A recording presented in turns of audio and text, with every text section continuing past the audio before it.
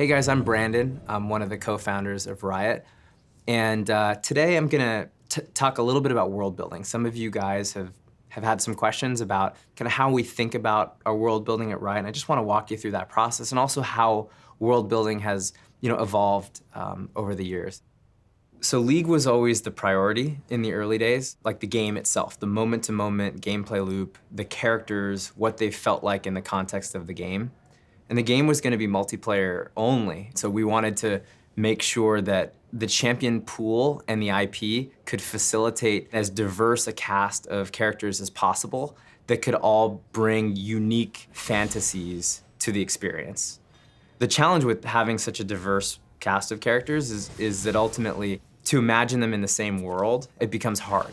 And we made the very conscious decision that we'd rather have a world that can accommodate unique and diverse and offbeat characters than have a world that was like super consistent and thematically constrained, which would have been easier for storytelling, but I think would have hurt the game.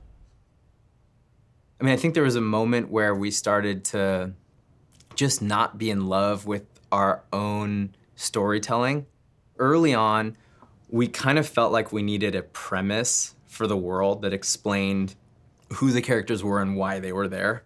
And I think in retrospect, like that was constraining and it was kind of a mistake. And the problem was like we were trying to sort of wrap up all of these disparate game mechanics that were part of a bunch of systems that made a game fun with a story veneer. And it's sort of over-explaining, like we often compare that to like midichlorians in Star Wars, where it's like we don't necessarily ever need to know like how the Force works scientifically, biologically, et cetera. Like, it's okay that it's like magic in space, like that's awesome. And I think we did that. As much as League has excelled across things like esports, or you may love the frenetic moment-to-moment gameplay of everyday League of Legends, like we want narrative that comes out of League to really touch people in the same way.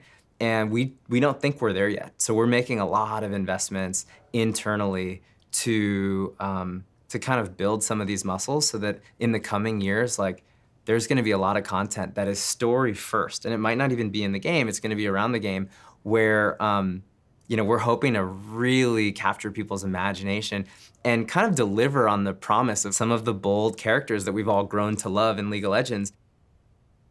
I think we've made a ton of progress building out the places in the world and making sure that they have a lot of sort of rich history and meaning and very unique individual kind of components that contrast and complement the rest of the world. Places that are actually gonna live up to the champions that they're meant to like support and provide a canvas for. I think the evolution of Bilgewater has been interesting. We made a pirate character in Gangplank.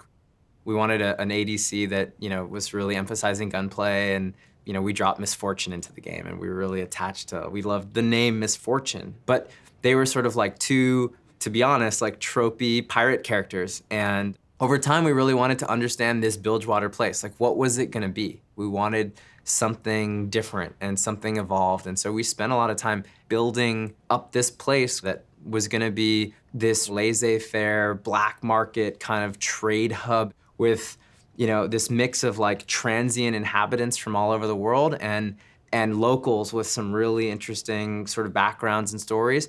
And I think today, like we've made a lot of progress towards turning Bilgewater into kind of an interesting place that has a lot of like richness and depth and storytelling possibilities. And I think what's interesting about that effort is as time has gone by, we've used that storytelling background in Bilgewater to rethink Gangplank and rethink Misfortune and make them more interesting, make them thematically make more sense, and also just from a narrative standpoint, have a place in our world.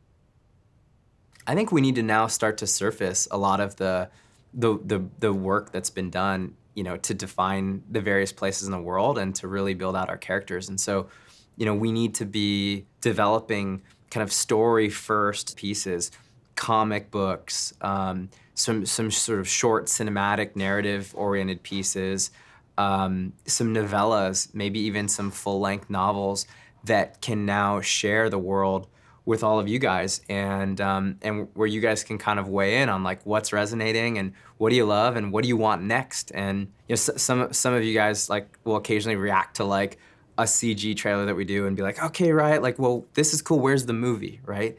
The reality is like, well, we're not ready for that yet. Like, if we're gonna do it, we want to do it really well. We don't want to be like so many other video game movies that have really often struggled to sort of live up to the high hopes that we all have. It's tough, and so we take those challenges seriously. We take the world and the IP and our commitment to you guys really seriously.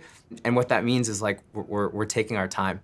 We want to build up to a universe that all of you guys are really proud of and really excited about, and where there's tons of freaking awesome stories that we all know and that we all love. Well, thanks for making it this far, and hopefully you found that interesting. And again, if you guys have further questions or further thoughts, please post them in the comments. Thanks.